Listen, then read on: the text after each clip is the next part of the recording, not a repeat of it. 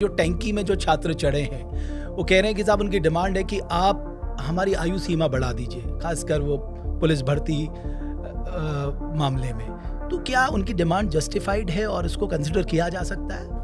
नहीं, अगर 2 साल बढ़ाने में ऐसे कोई दिक्कत है नहीं, होनी नहीं चाहिए। कई बार आउट ऑफ सिलेबस क्वेश्चंस आ रहे हैं, ऐसा क्यों हो रहा है? क्योंकि जब आप विज्ञप्ति निकालते हैं उसके साथ साथ कुछ सिलेबस भी देते हैं, तो उससे अगर अलग सवाल आते हैं तो उनके लिए बहुत बड़ी डिफिकल्टी है। इस पे आयोग क्या कर रहा है?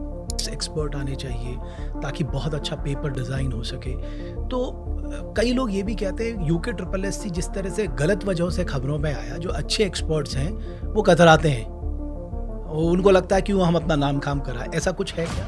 जो काम उत्तराखंड के नव निर्माण से जुड़ा हुआ है, छात्रों के भविष्य से जुड़ा हुआ है, वो 1.5 साल तक अभी तक उसमें फैसला नहीं होगा। मान लीजिए आप UKSSC को रिफॉर्म करना चाहते हैं मारतोलिया साहब, लेकिन आप अकेले नहीं कर सकते ना, आपको सपोर्ट चाहिए सरकार का, आपको सपोर्ट चाहिए शासन का। अगर ये 2 कड़ी आपके साथ बराबर नहीं काम करेंगी तो फिर आप तो रिफॉर्म कर ही नहीं पाएंगे। अरे सही बात है क्या? ED UKSSC से जुड़े मामलों की जांच कर रहा है। तो कभी कहते हैं ना कि आधा सच बहुत खतरनाक होता है, तो UKSSC के मामले में मैं कहूँगा आधा सच है। बिकॉज मैं आपको कुछ आंकड़े बता रहा हूँ। सपोज 2014 से 2022 तक ऑलमोस्ट 82 एग्जाम्स हुए। ये माना जा रहा है कि 8 से 10 हजार भर्तियां हुई होंगी ना। सवाल ये है कि जब पूरा सिस्टम ही कॉम्प्रोमाइज था तो ये 8 से 10 हजार, इसमें से भी ज्यादातर लोग ऐसे होंगे जो इस सिस्टम को घुन की तरह खा रहे होंगे। तो ये कभी सच बाहर आ ही नहीं पाएगा। इसका मतलब कि भाई इन लोगों का कैसे हुआ? बिकॉज क्या था, सिस्टम तो कॉम्प्रोमाइज था, ये तो क्लियर है। देखिए, अगर आप थैला लेके घूमेंगे तो कोई भी ले लेगा ना पैसा आपसे। आप अपने पर विश्वास करो, अपने मेहनत पर विश्वास करो। मतलब आप हाकम पे विश्वास मत करो, बस अपने पे करो। बट हाकम तो एक बहुत स्मॉल फिश था ना सर। हाकम को जरूर ब्रांड एम्बेसडर बना दिया इन्होंने नकल का, बट वो तो मुझे लगता है एक बहुत स्मॉल फिश था। हाकम के ऊपर कितने हाकम थे ये कब आपको नहीं लगता? आपको भी जिज्ञासा नहीं होती कभी जानने की, यार हाकम का असली हाकम कौन था आखिर? ये भी तो पता लगना चाहिए। अब ये तो देखिए, इन्वेस्टिगेशन लोग कर रहे होंगे, STF कर रही है, कोई भी कर रहे होंगे, देख रहे होंगे। लेकिन हाकिम सिंह का इन्वॉल्वमेंट बहुत पहले हो गया था यहाँ। ये जो बेरोजगार संघ है, चाहे कुछ भी करें आजकल, लाठी भी खा रहे, सब कर रहे हैं लोग। लेकिन एक बहुत बड़ा नहीं लगता कि आप लोगों ने ऐसी चीज़ों को बाहर किया, कम से कम कुछ गंदगियाँ साफ हुई, कम से कम कमीशन अलर्ट हो गया कि हाँ कोई हमको देख भी रहा है। कितने लोगों को नौकरी देने जा रहे हैं? अभी इस दिसंबर तक हम लोग करीब 2100 लोगों को नौकरी तो हम दिसंबर तक कंप्लीट कर रहे हैं, जिनका वेरिफिकेशन हो रहा है, कुछ लोगों का ड्राइविंग टेस्ट हो रहा है। फिर उसके बाद हमारा एग्ज़ाम है लगातार सितंबर 2025 तक, करीब 4900 के आसपास वो पद है, 5000, जिसमें मेजर हमारे यूथ के लिए बहुत अपॉर्चुनिटी होगी, जिसमें मुख्य रूप से पुलिस है, फॉरेस्ट है और सिंचाई है।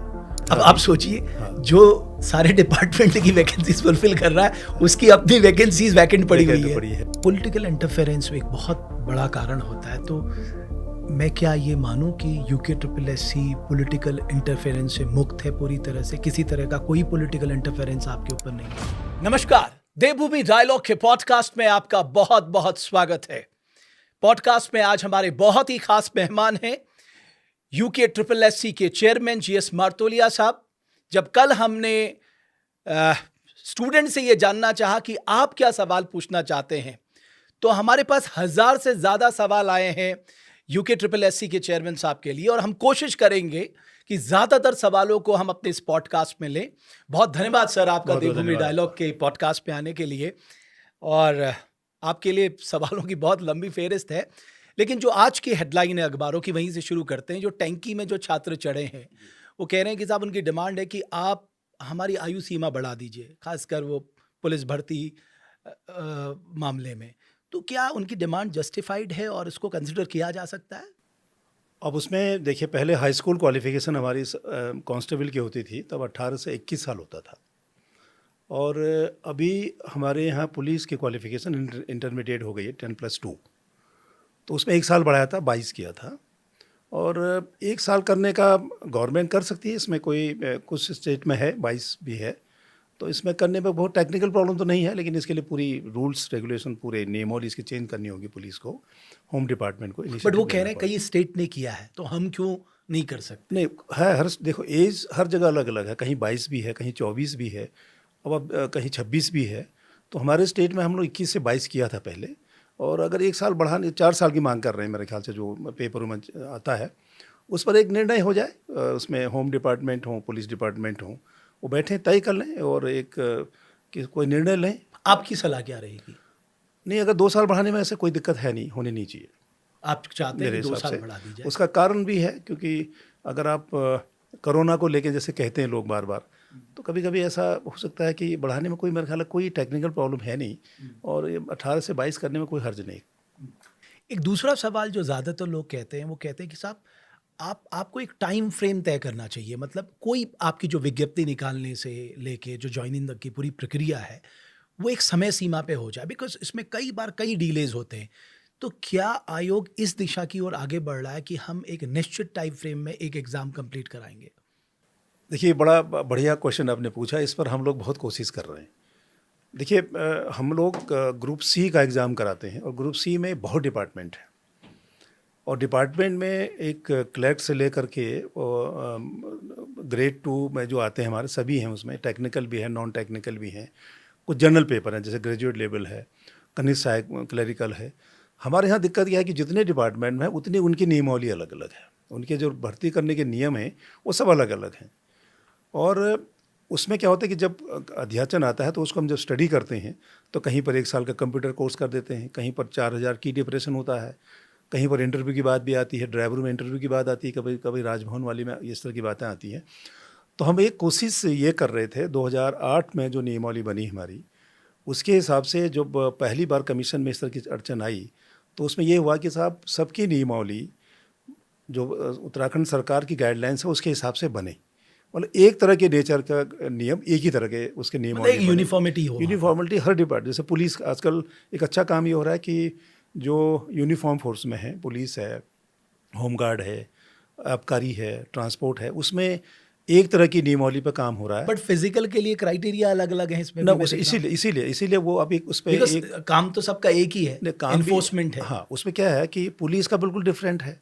फॉरेस्ट वाले 25 किलोमीटर पर दौड़ाते हैं हम लोगों को, आबकारी वाले चिनअप कराते हैं, कोई लॉन्ग जंप कराता है, कोई हाई जंप कराता है। तो मेरे लिए उतनी परेशानी, इसलिए मैं टाइम फ्रेम में करूँ, तो इसलिए अभी मेरे ख्याल अच्छा, उस पे- आबकारी वाले चिल्लास क्यों कराते हैं? अब दूसरा आबकारी में इंटरेस्टिंग क्या है, कांस्टेबल को तो आप फिजिकली करा रहे हो, उसको सब काम करा रहे हैं, लेकिन जो उसका ASI आ रहा है उससे आप कुछ नहीं करा रहे, उसकी हाइट चेस्ट भी नहीं है, तो वो स्टैंडर्ड वहाँ उस तरह का कर दिया है इन लोगों ने। खैर, इसमें काम हो रहा है, और यूनिफॉर्म फोर्सेस के जो फिजिकल स्टैंडर्ड होंगे वो एक तरह के होंगे, तो बहुत आसान हो जाएगा हमारे लिए एग्जाम कराने में। आप चाहते हैं कि एक तरह बिल्कुल, उस पे काम हो रहा है। बिल्कुल इसी तरह जो क्लरिकल स्टाफ है, जिसको कनिष्ठ सहायक हम कहते हैं, उसकी नियमावली पूरे प्रदेश में एक ही हो, क्योंकि एक ही प्रदेश में काम कर रहे हैं, वही काम वो कर रहे हैं। बाकी स्टेट्स में क्या है सर? बाकी स्टेट में, कई स्टेट में है, जैसे इसमें आसाम ने बड़ा इनिशिएटिव लिया है, और उनके यहाँ वो एक पूरे स्टेट लेवल पे एग्ज़ाम, लेकिन उनका बड़ा अच्छा है, वो एक इंडिविजुअल डिपार्टमेंट में नहीं करते, कलेक्ट्रेट में जाना है कि फॉरेस्ट में जाना है, वो एक जैसे उन्हें पूरे स्टेट में उनको 20,000 वैकेंसी हो गई, इनको उसमें आप सचिवालय भी सम्मिलित करते हैं वो, तो पूरी भर्ती करेंगे, उसके बाद मेरिट के हिसाब से, चॉइस के हिसाब से उनको भेजते रहते हैं, और रैंडमली उसको ये लोग उनको डिपार्टमेंट अलॉट करते हैं। बैकलॉग भी नहीं बचेगा। बैकलॉग नहीं बचता। दूसरा क्या होगा, सबसे फ़ायदा क्या होगा, जो वेटिंग वाला कॉन्सेप्ट है ना आपका, वो नहीं रहेगा, वो और बढ़िया हो जाएगा। अभी करते नहीं, जब हम क्लब करते हैं तो वेटिंग नहीं हो सकती, जब क्लब नहीं होगा तो वेटिंग 25% वेटिंग और रहेगा, जो लड़के ज्वाइन नहीं किए हैं उनके लिए बेनिफिट होगा।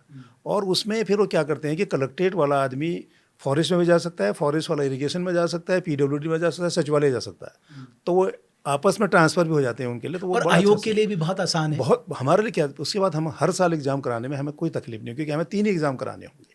आज हमें कम से कम 15 एग्ज़ाम कराने पड़ते हैं। नॉर्मल एक एग्ज़ाम में अगर आप लगाइए तो कम से कम हमें चाहिए 6 महीने, और जिसमें फिजिकल होता है उसमें तो पता लगा 1.5-2 महीने तो हमारे फिजिकल में लग गए।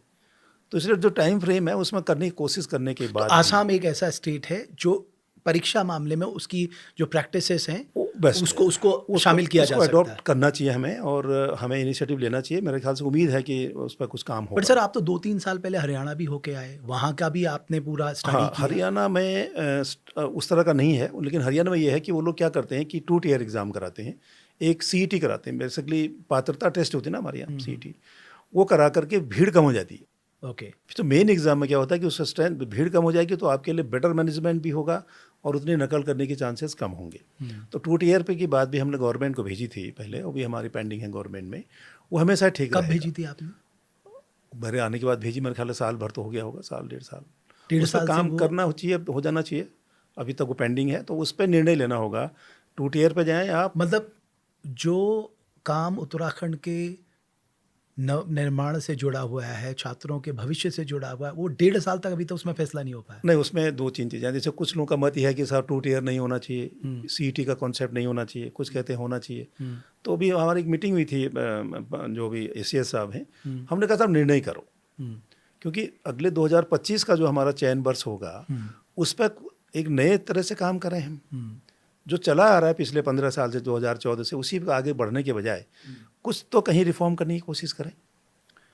उम्मीद है उसमें जल्दी हो जाएगी वो। बट इससे नुकसान होता है ना, बिकॉज आप अगर 2 कदम आगे बढ़ना चाहते हैं, मान लीजिए आप यूके ट्रिपल एस सी को रिफॉर्म करना चाहते हैं मार्तोलिया साहब, लेकिन आप अकेले नहीं कर सकते ना, आपको सपोर्ट चाहिए सरकार का, आपको सपोर्ट चाहिए शासन का। अगर ये 2 कड़ी आपके साथ बराबर नहीं काम करेंगी तो फिर आप तो रिफॉर्म कर ही नहीं पाएंगे। हाँ बिल्कुल, आप सही कह रहे हैं। अगर आपको कुछ नया करना है, स्टाफ पैटर्न चेंज करनी है, आपको कुछ अच्छी चीज़ें करनी है, तो उसमें सबका सहयोग चाहिए, और वो जो हो उस पर निर्णय हो।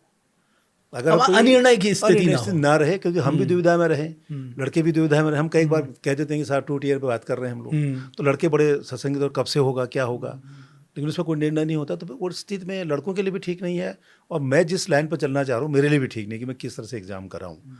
तो उस पर मेरे ख्याल से उम्मीद है हमें कि अगले 1 महीने में शायद निर्णय हो जाना चाहिए। अभी लेटेस्ट अभी 4 दिन पहले एक मीटिंग हुई है, और उस पर कुछ चर्चा होगी, तो शायद वो हो जाएगा।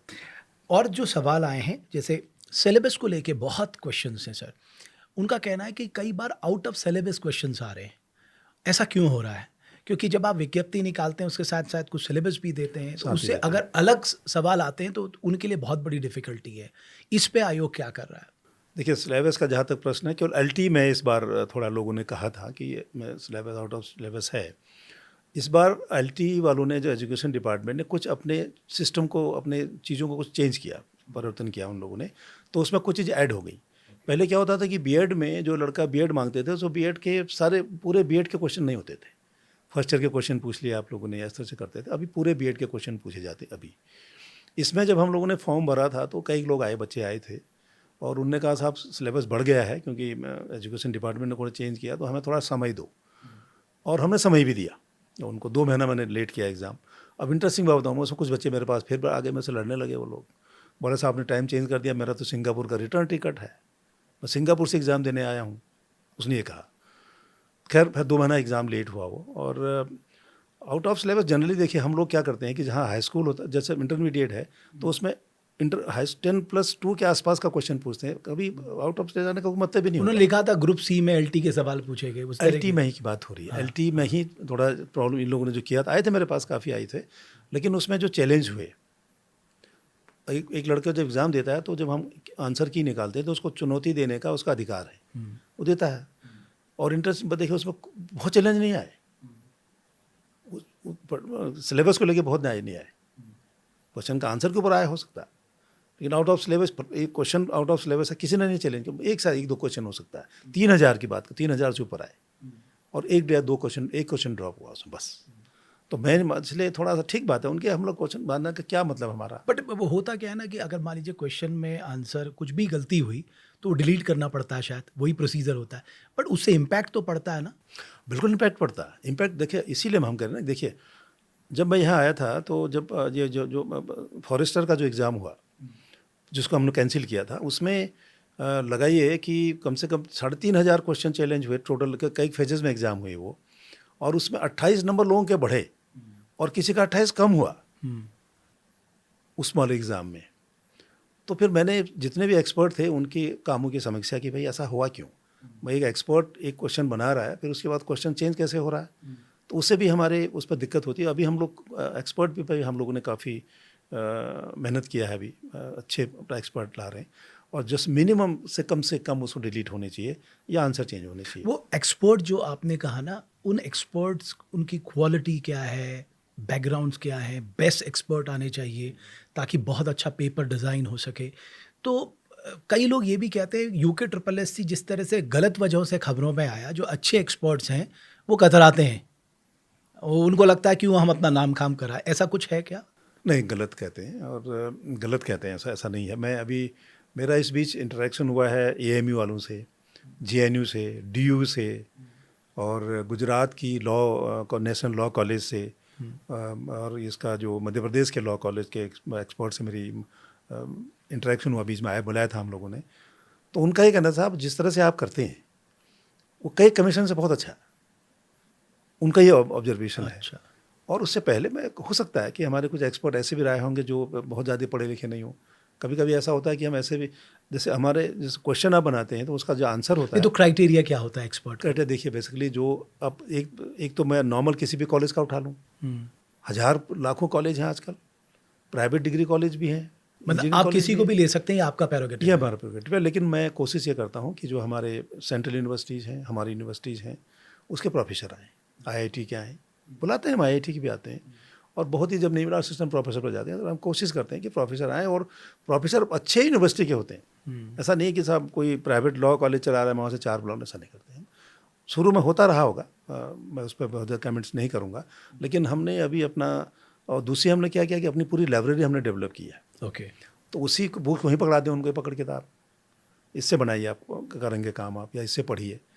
ऐसा नहीं होगा कि साहब आप किसी एक समय में देखा होगा जब हम लोग पढ़ते थे हाई स्कूल इंटरमीडिएट में, तो क्वेश्चन पे वो आते थे गैस पेपर टाइप, कुंजी टाइप आती थी, आपको ध्यान होगा 10 क्वेश्चन है, 4 पढ़ के लोग पास हो गए। वो भी पैटर्न मैंने यहाँ देखा है। कोचिंग इंस्टीट्यूट के जो इंस्ट्रक्टर हैं जो वहाँ पढ़ाते हैं, उनके रेफरेंस किया उनकी उस किताबों को जो उनने लिखी, तो स्टैंडर्ड आपका ख़राब होगा। तो अभी हम लोग जो, तो आप कह रहे हैं कि आपसे पहले पेपर कॉम्प्रोमाइज़ होता था, खासकर क्वालिटी ऑफ क्वेश्चंस को लेके। देखिए क्वालिटी ऑफ, वही क्वालिटी की जो बात कर रहे हैं, क्वालिटी से कॉम्प्रोमाइज़ नहीं होना चाहिए। मेरा ये कहना है कि हम उस लाइन से बिल्कुल हट गए हैं, हम क्वालिटी से कॉम्प्रोमाइज़ बिल्कुल नहीं करेंगे। और बुक्स भी हम लोग वही स्टैंडर्ड्स के बुक होंगे। ऐसा नहीं होगा कि कोई भी बुक लेकर के आप उससे रेफरेंस का क्वेश्चन पेपर बनाते हैं। और रिजर्वेशन को लेके लोगों ने बहुत सारी बातें लिखी। मतलब आप देखें ना, आपका एक तो डायरेक्ट रिजर्वेशन हो गया, एक सहतेज आरक्षण हो गया, फिर हमारे यहाँ कितने कैटेगरी हो गई हैं।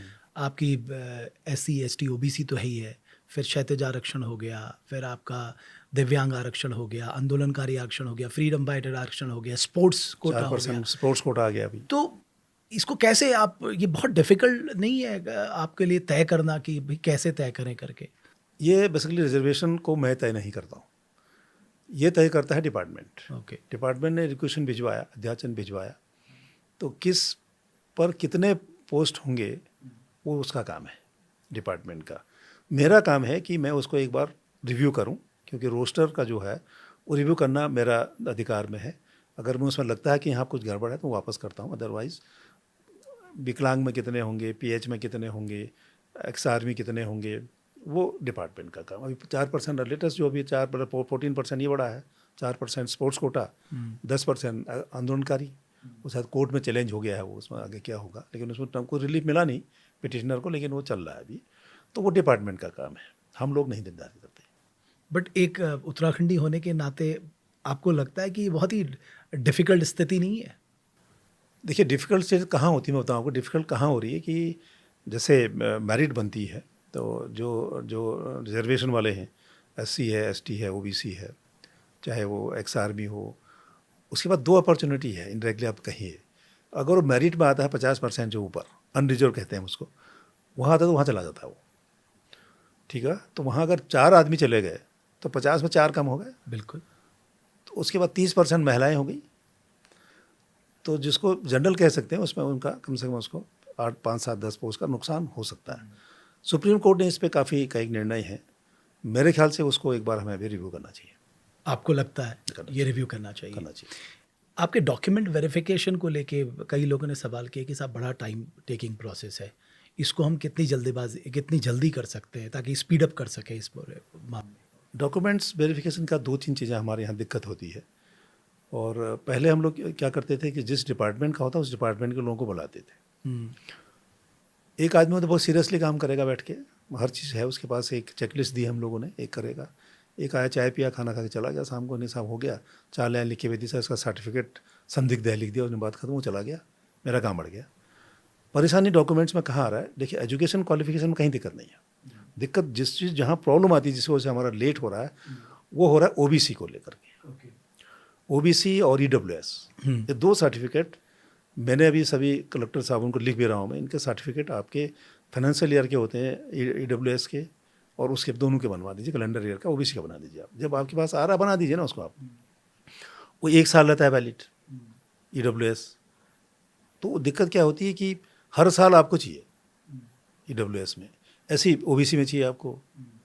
तो वो क्या करते हैं कि अब आया उस मेरा सिलेक्शन हो गया और मेरा सर्टिफिकेट साहब भारत सरकार के लिए जो 3 साल के लिए वो 4 दिन पहले ख़त्म हो गया और नया बना नहीं, तो मैं तो भर्ती नहीं करूँगा, गलत हो गया वो।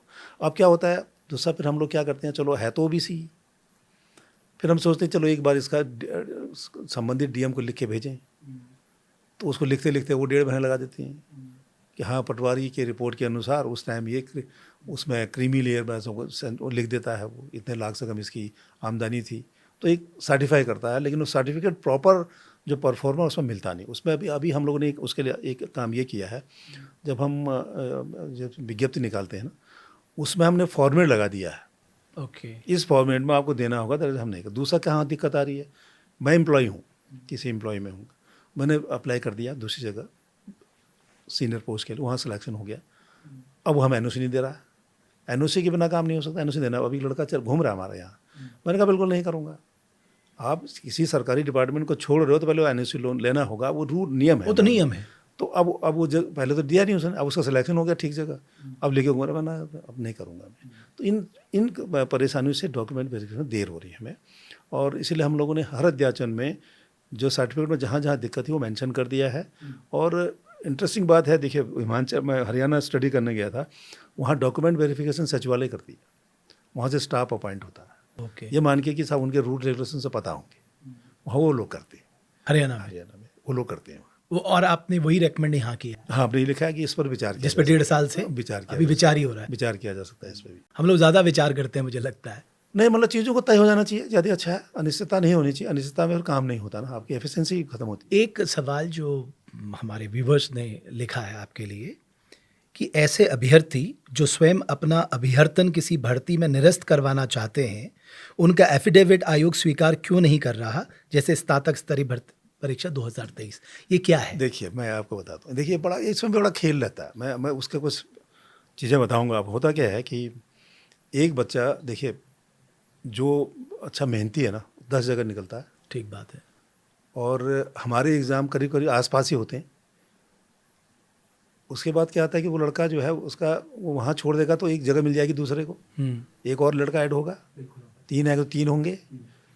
हमने कोशिश ये की थी जब इनके वेरिफिकेशन के टाइम पर, भाई जिसका सिलेक्शन किसी और जगह हो गया है, अब ऑफिशियली आप नहीं कह सकते, हमने कहा भाई आप अपना डॉक्यूमेंट वेरिफिकेशन एब्सेंट हो जाइए, आप एब्सेंट होना होगा आपको, तो उस पर हम निर्णय नहीं करेंगे। अब क्या हो रहा है कि वो पहले तो पूरा डॉक्यूमेंट्स का वेरिफिकेशन करता है, उसके बाद जो फाइनल सिलेक्शन होता है फिर कहता है साहब मैं तो यहाँ ज्वाइन नहीं करूँगा, लेकिन वो मैं कर नहीं सकता, मैं तो उसको कि मेरे यहाँ से सिलेक्ट हो गया भेजूँगा उसको। तो वो जो एफिडेविट देने वाला प्रोग्राम है ना, लड़कों का है ना, वो गलत है। आप DB में गायब हो जाओ ना, आपकी एफिडेविट क्यों दे रहे हो? डॉक्यूमेंट में एब्सेंट हो जाइए ना आप, बाहर आपका कैंडिडेट कैंसिल हो जाएगा 1 हफ्ते में, आप नहीं आए, आप पूरा डॉक्यूमेंट्स का वेरिफिकेशन करा रहे हो। और मैं एक चीज़ उसमें एक ऐसा एग्जांपल ऐसा मेरे अच्छा मान लीजिए, मैं ले मैन की तरह पूछ रहा हूँ, मान लीजिए उसका अभी वहाँ फाइनलाइज नहीं हुआ है और यहाँ पर वो ऑप्शन ले रहा है कि मैं यहाँ भी वेरिफिकेशन करा दूँ, कहीं दोनों जगह से पीछे ना हो जाऊँ। तो मान लीजिए उसने वेरिफिकेशन करा दिया और वहाँ उसका हो गया, उसके पास चॉइस है, उसने वहाँ ज्वाइन कर लिया, देन वो क्या करेगा? ना, लीगली नहीं कर सकते ना, मेरे हिसाब से सेलेक्ट हो गया वो।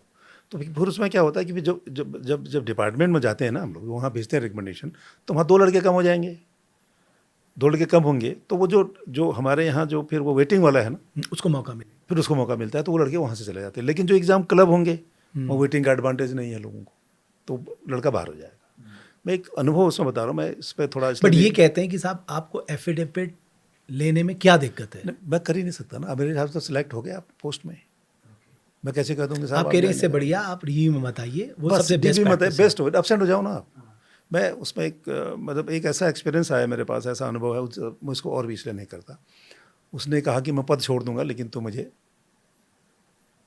लिख के दूंगा, एफिडेविट दूंगा, तेरा हो जाएगा, लेकिन तू मुझे कुछ, आप समझ ही रहे हो क्या कहना चाह रहे हैं। तो बहुत गरीब बच्चे, कंसिडरेशन चल रहा था मतलब। तो वो भी मेरे को एक मेरे सामने की बात है, मतलब मेरे पास आए बच्चे, 2-3 बच्चे आए, उन्होंने कहा ये इस तरह का है, इसलिए आप कर दीजिए हमारा। तो उसने कहा हम एफिडेविट तभी देंगे जब आप, तो उस तरह का भी है। तो मैंने इस तो जब आप मेरी डिमांड कंसिडर करेंगे तो सीधे मैंने फिर। सिंपल उनसे कहा भी जिसको इस तरह की बात जो जिसका लड़के का सिलेक्शन तो होगा आप कह रहे हैं कि एफिडेविट ना लेने के पीछे एक बड़ी वजह इलीगल प्रैक्टिस को बढ़ावा ना देना बिल्कुल बढ़ावा मिलता है। और मैंने खुद देखा है अपने आंखों से, मेरे सामने आए थे बच्चे। है। ओके, एक और बात हिल सर्टिफिकेट को लेके पूछी लोगों ने। सपोज मान लीजिए मैं पहाड़ का रहने वाला हूँ, मैं नीचे आके अपनी आजीविका कर रहा हूँ या अपनी पढ़ाई कर रहा हूँ, तो हो क्या रहा है कि नीचे वाला अगर पहाड़ में रह रहा है उसका हिल सर्टिफिकेट इजीली बढ़ जा रहा है, क्योंकि मैं प्लेन में आ गया हूँ, मुझे हिल सर्टिफिकेट बनाने में बहुत मुश्किल आ रही है।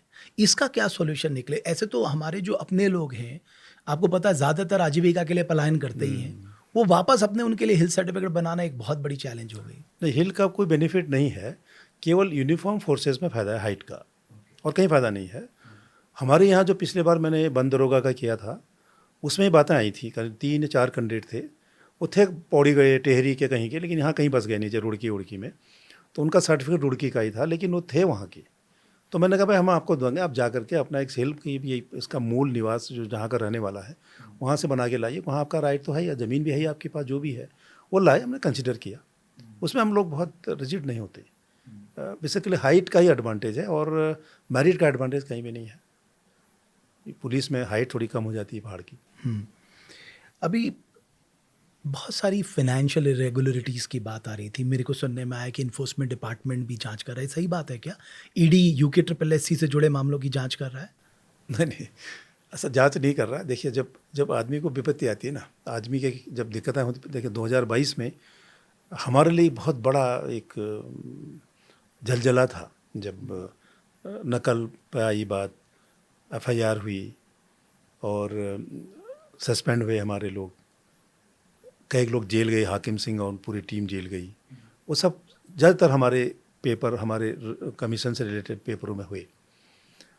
उसमें फिर जब बडोनी सस्पेंड हुआ, तो फाइनेंशियल की बात जो आप कह रहे हैं हो सकता है, लेकिन अभी तफ्तीश में फ़िलहाल ख़त्म हो गई। लेकिन एक जो सिंपल तरीका यह है कि जो चीज़ गोपनीय है वो गोपनीय होनी चाहिए। जो चीज़ गोपनीय है उस पर टेंडर पे जाइए आप, बस। इसी देश से प्रिक्योरमेंट रूल ये कहता है, एक गोपनीय मद होता है, पुलिस को भी मिलता, सबको मिलता है। SS मनी बोलते थे, वो आपका प्रेरोगेटिव है। वो SSP DM सबको मिलता है, सबको मिलता है SS मनी। अब मैं एज SSP मेरे को अगर 2 लाख मिल गया तो मैं क्या खर्च करूँगा, वो मेरा है, उसका ऑडिट भी नहीं होता है। और बाकी जो चीज़ें हैं वो प्रोक्योरमेंट रूल्स के हिसाब रूल से आई, वही हमने गलती की, जिस पर बात आई थी कि प्रोक्योरमेंट रूल को फॉलो आपने नहीं किया। उस पर जांच हुई, ED ने भी पूछताछ की थी, और ED में भी हमारे जो वो है नेथानी का एक बार चला गया, और इनको बडोनी को बुलाया गया होगा। लेकिन अब फाइनली वो क्या देते हैं, उसका कंक्लूजन क्या होता है, रिजल्ट क्या होता है, वो अभी तो नहीं पता हमें। लेकिन विजिलेंस की इंक्वायरी में फ़िलहाल आपने देखा होगा कोई चीज़ मिली नहीं, उस पार्ट में उन लोगों ने शायद लिख के दे दिया है। और जो प्रिक्योरमेंट रूल है बेसिकली वो विजिलेंस का भी नहीं हुआ, वो तो रूल रेगुलेशन का वायलेशन है, तो उस पर ED वाले अभी उनके यहाँ फाइल चल रही है हमारी, और बीच में जाते रहते हैं। सर, आपने एक तरह से जो क्रेडिबिलिटी है, जो विश्वास बहाली है, वो तो यूके SSSC ने कमाई है। आपके लिए चैलेंजिंग था निश्चित तौर पे, बट सर कभी कहते हैं ना कि आधा सच बहुत ख़तरनाक होता है, तो यूके SSSC के मामले में मैं कहूँगा आधा सच है। बिकॉज मैं आपको कुछ आंकड़े बता रहा हूँ। सपोज 2014 से 2022 तक ऑलमोस्ट 82 एग्ज़ाम्स हुए। ये माना जा रहा है कि 8 से 10 हज़ार भर्तियाँ हुई होंगी ना। सवाल ये है कि जब पूरा सिस्टम ही कॉम्प्रोमाइज़ था, तो ये 8 से 10 हज़ार, इसमें से भी ज़्यादातर लोग ऐसे होंगे जो इस सिस्टम को घुन की तरह खा रहे होंगे। तो ये कभी सच बाहर आ ही नहीं पाएगा। इसका मतलब कि भाई इन लोगों का कैसे हुआ? बिकॉज क्या था, सिस्टम तो कॉम्प्रोमाइज़ था, ये तो क्लियर है। तो ये जो मुन्ना भाई बैठे हैं, और कई सारे लोग लिख भी रहे थे कि ये जो मुन्ना भाई बैठे, इनके खिलाफ कभी कुछ नहीं होगा, वो गलत तरीके से इस पूरे सिस्टम में घुस के आ गए और उनका कभी बाल भी बांका नहीं होगा। तो ये तो हाफ ट्रूथ है ना। देखिए, ऐसा है कि जो हमारे कमीशन का, जो मैंने जब 2022 में मैं जब आया, तो मैंने फिर पुरानी फाइलों को ढूंढा कि भाई कहाँ गलती हुई, क्या हुई, कैसे हुआ। लेकिन हमारे कमीशन का अगर आप पूरे, चाहे STF की इंक्वायरी हो, चाहे विजिलेंस की इंक्वायरी हो, अब ED को छोड़ दीजिए, ED वाले कर रहे हैं अपना काम, डायरेक्टली पेपर लीक करने में उनका इन्वॉल्वमेंट नहीं पाया गया। जो UKSSC के हमारे लोग थे। एम्प्लॉय जो हैं, हो सकता है जो आप कह रहे हैं इस बात की पॉसिबिलिटीज़ हैं, लेकिन कहीं पर भी कोई इस तरह के एविडेंसेस नहीं आए। लेकिन एक चीज़ मैं जो आपसे जो शेयर करना चाहूँगा, जो आपने कहा ना कि साहब फाइनेंशियल इरेगुलरिटीज़ हो गई, ये हो गई, वो गई।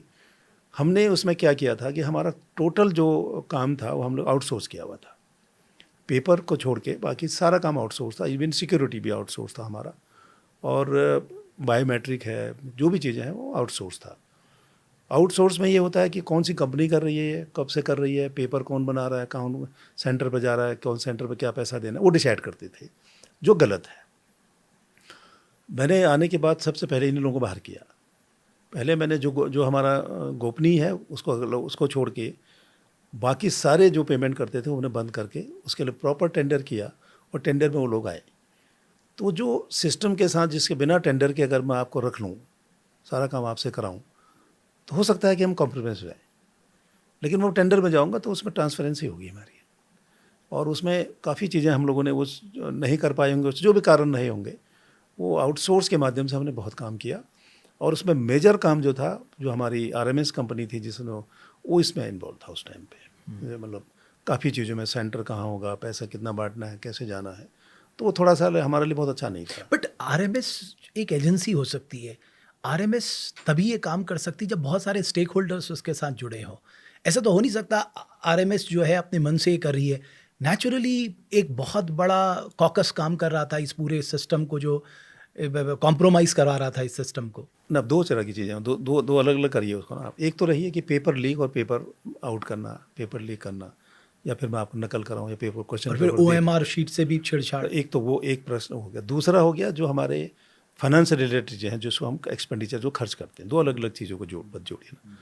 तो जो परीक्षा वाला पार्ट है तो गोपनीय है, उसके लिए उसमें बहुत ज़्यादा इंटरफेरेंस चेयरमैन भी कम करते हैं, नीचे का तो उनका अपना काम है। लेकिन जो प्रोक्योरमेंट के हिसाब से, जो रूल्स के हिसाब से कुछ चीज़ों को हमको नहीं देना चाहिए।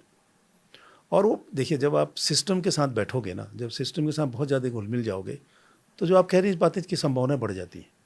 और हमने फिर यही किया कि ये सब चीज़ों को दूर किया। सिक्योरिटी में देखिए, अब सेंटर के आगे कौन फ्रिस्किंग कर रहा है, कौन चेकिंग कर रहा है, अब इलेक्ट्रॉनिक डिवाइस लेके गए या नहीं ले गए, वो कर रहा है तीसरा आदमी, जिसको मैं भी नहीं जानता हूँ। हो सकता है उसका कोई रिश्तेदार आपको डिवाइस अंदर कर, वो पहला सिस्टम हमने वो बंद किया। अब हमारी पुलिस इस व्यवस्था को देखती है हमारी, तो वो, लेकिन हम लोग अभी भी बहुत अलर्ट हैं। जो चीज़ें हुई, और वो बहुत अच्छा नहीं था हमारे लिए। और हमारे विशेषकर देखिए, कमीशन का तो नुकसान है ही है, कमीशन में जो अधिकारी उनका नुकसान है ही है, वो तो बहुत बड़ा नुकसान है। और सबसे बड़ी गवर्नमेंट की स्थिति खराब हो जाती है। तो मेरा ये मानना है कि जो भी काम करिए आप पूरी ट्रांसपेरेंसी से करिए। सर, UKSSC के अफसर तो छोड़िए, मैं कह रहा हूँ सरकार भी छोड़िए, सबसे बड़ा नुकसान तो उन छात्रों का है जो पूरे जीवन भर सपना देखते हैं कि साहब हमें नौकरी मिलेगी, हम मेहनत कर रहे हैं। मैं वही, जो 3 एग्ज़ाम हम लोगों ने 2022 में, मैंने जो दिसंबर में कैंसिल किए थे, री एग्ज़ाम हुआ था, बिल्कुल बच्चों के लिए कितना हार्डशिप है, कितनी परेशानी है उनके लिए। जो आदमी 3 साल से पढ़ रहा है, एग्ज़ाम दिया, उसका कैंसिल होगा, फिर एग्ज़ाम दो, उन बच्चों की स्थिति हम समझ सकते हैं। उनके लिए बहुत बड़ा नुकसान है। इसलिए मैं अभी भी, अब इसलिए सभी, जहाँ भी बच्चों से बात करता हूँ या किसी से बात करता हूँ, मैं ये कहता हूँ उनसे कि आप मेहनत करो, और मेहनत करके मेहनत पर विश्वास करो। आप इन जब दाएं बाएं की चक्कर मत पड़िए कि साहब मैं दे दूंगा, पैसा दे दूंगा, उस चक्कर मत पड़िए। देखिए, अगर आप थैला लेके घूमेंगे तो कोई भी ले लेगा ना पैसा आपसे।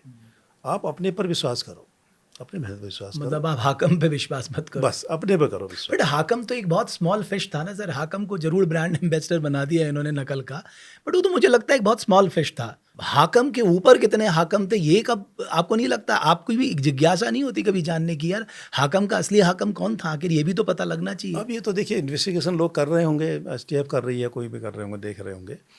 लेकिन हाकिम सिंह का इन्वॉल्वमेंट बहुत पहले हो गया था यहाँ, 2022 से पहले, एक्सपोजर से पहले। हमारे यहाँ ब्लूटूथ वाला एक एग्ज़ाम हुआ था, मेरे ख्याल है 1920 के आसपास है, उसमें भी इसका नेम था, उसका इनके खिलाफ नामजद FIR थी।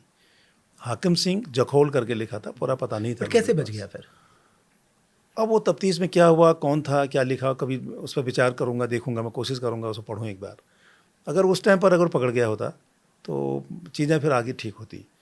और दूसरी चीज़ देखिए, जो बेरोज़गार संघ है, चाहे कुछ भी करें आजकल, लाठी भिखारी सब कर रहे हैं लोग, लेकिन एक बहुत बड़ा नहीं लगता कि आप लोगों ने ऐसी चीज़ों को बाहर किया, कम से कम कुछ गंदगियाँ साफ़ हुई, कम से कम कमीशन अलर्ट हो गया कि हाँ कोई हमको देख भी रहा है, उसका एक पॉजिटिव साइड भी देखी उस तरह से। लेकिन अब इसमें नहीं, हर चीज़ में फिर इन्वॉल्व हो अच्छा नहीं है। लेकिन मैं एक मानता हूँ कि उन्होंने कुछ चीज़ों को, आप कह रहे हैं बेरोजगार संघ अब सरदर्दी बन गया है? नहीं सरदर्दी की बात मैं नहीं कर रहा हूँ। अच्छा, आप कह रहे हैं उन्होंने जो काम किया उससे बहुत फायदा भी हुआ? नेचुरली हाँ। देखिए काफ़ी चीज़ों को, बट वो लोग ओवर रिएक्टिव हो रहे हैं, आपको ऐसा लग रहा है? अब वो उनका अपना काम है, उनका अपना जो भी काम कर रहे हैं वो लोग करेंगे। लेकिन वो जो उनका था वो मैं इसको ये मैं बिल्कुल मानने को तैयार हूँ कि उन्होंने कम से कम, देखिए उससे क्या हुआ कि चीज़ें आसान हुई हमारे लिए। ऐसा हो रहा है, आपको पता लगा कौन कौन है, ये पता लगा आपको। आज मुझे ये पता है कि उत्तराखंड में कितने लोग जेल गए, कितने बेल पर हैं और कितने कोचिंग सेंटर इन्वॉल्व हैं। और मैंने अब देखिए इसमें दूसरा काम किसको करना है, एसएसपी और डीएम को।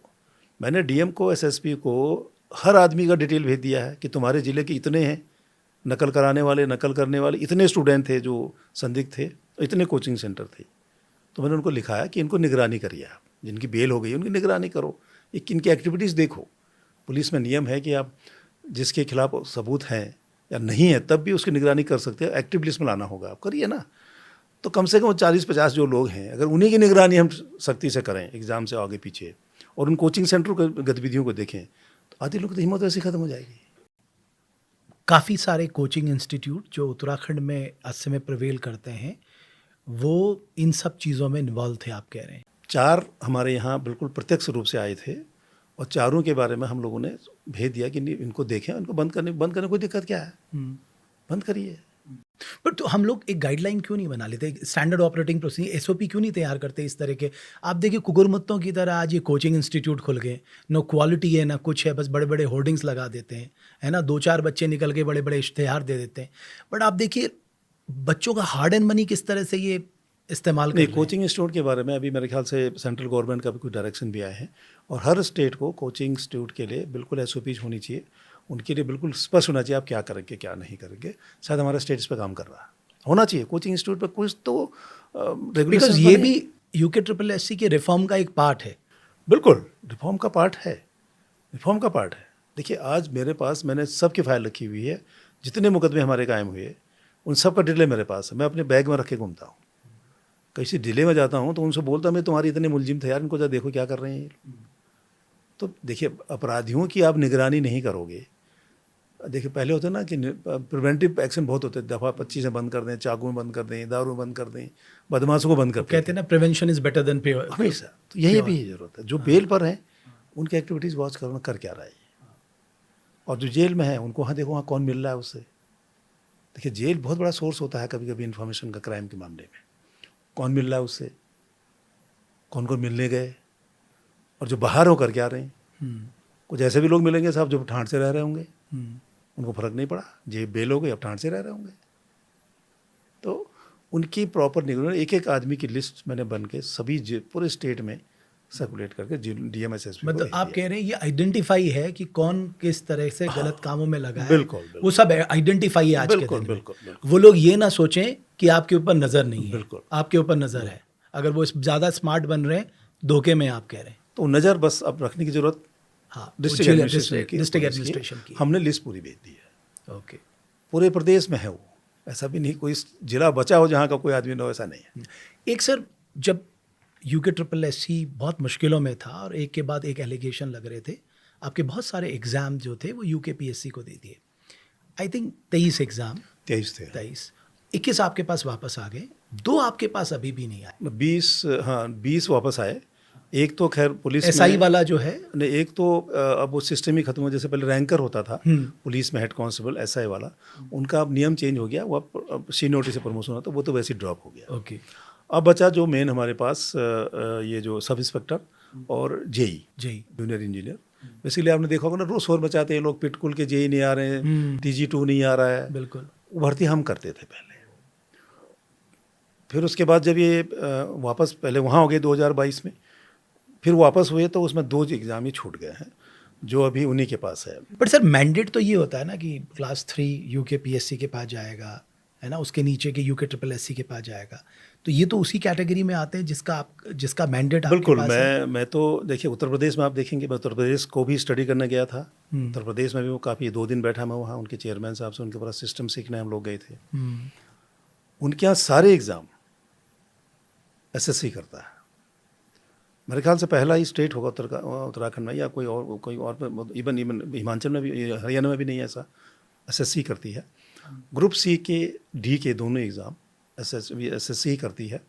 और मेरे ख्याल से आइडियल वही है भी वही, क्योंकि जो हमारा जो एक्ट पास हुआ, जो कानून ये बने, हमारे कमीशन बने, तो उसमें लिखा ही है कि ग्रुप सी के एग्ज़ाम आप कराओगे।